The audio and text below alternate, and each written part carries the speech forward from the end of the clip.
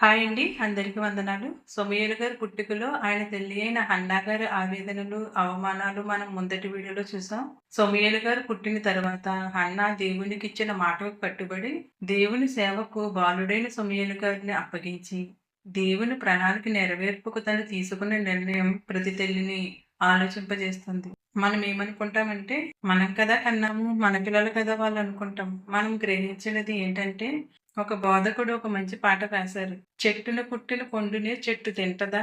పెంచిన నీకే దానిపై హక్కుండదా అని. ఆ సాంగ్‌ని మనసు పెట్టి వింటే, ఈ సృష్టి అయినా, మనిషి అయినా దేవుని సొత్తు, దేవుని హక్కు.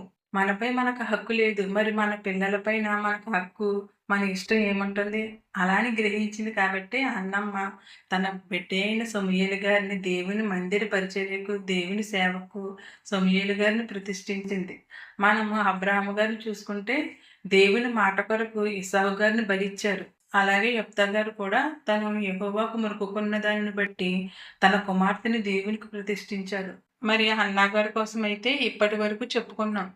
మరికొన్ని విషయాలు మరో వీడియోలో తెలుసుకుందాం. ఈ రోజు ప్రశ్న ఏంటంటే, యెఫ్తా గారు ఇశ్రాయేలీయులకి ఎన్ని సంవత్సరములు న్యాయాధిపతిగా ఉన్నారో మీకు తెలిస్తే కామెంట్ చేయండి. రైట్ ఆన్సర్ ఎవరైతే ఇస్తారో వారి కొరకు ప్రార్థన చేస్తాను.